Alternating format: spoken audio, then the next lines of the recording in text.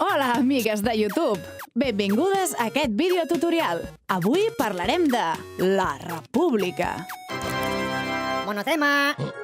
República ve del llatí la res publica, és a dir, allò comú. Ya estamos adoctrinando. La república es va declarar a Catalunya el 27 d'octubre del 2017. Vivim realment en una república? Algú l'ha vist? Algú l'ha sentit? De què fa olor la república? Esbrinem, doncs, què ha passat. Abans de res, què cal per tenir una república? Estructures d'estat, reconeixement internacional... Sí, però abans de tenir tot això, necessitem una cosa més important, la sobirania. Monotema. Y si hablamos de los problemas reales, la vivienda, la sanidad, las pensiones... Premio. Exactament d'això parla la sobirania, dels problemes reals de la gent. Sobirania ve del llatí super annus, la qual cosa vol dir el que està per sobre de tot. Adoctrinamiento. És a dir, la suma de voluntats de la gent. En definitiva, el poder que tenen les persones per definir les seves vides en una comunitat. La sobirania ja la practiquem.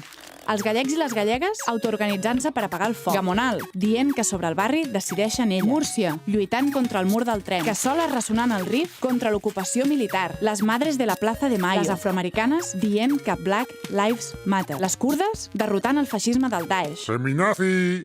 Però quins problemes tenim per posar-la en pràctica? Problemas reales.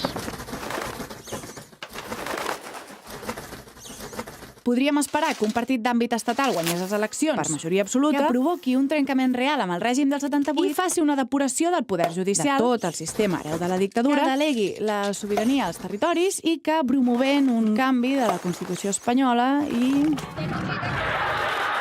O podríem tornar a reclamar, fa 40 anys, llibertat, amnistia i estatut d'autonomia. I seguir sent una autonomia intervinguda per un estat que tomba les lleis socials aprovades pel seu Parlament. O bé, podem fer allò que només depèn de nosaltres mateixes. Radicales. La vaga de docents a les illes, les municipalitzacions de l'aigua i dels serveis públics, contra les retallades, les cooperatives d'habitatge i de consum, la lluita per la punta i el cabanyal. Oia, i tot això vosaltres solets, de forma unilateral, insolidària... Monotema. Totes les lluites per la sobirania són i han estat unilaterals quan a l'altra banda ningú no estava disposat a cedir els drets que reivindicaven.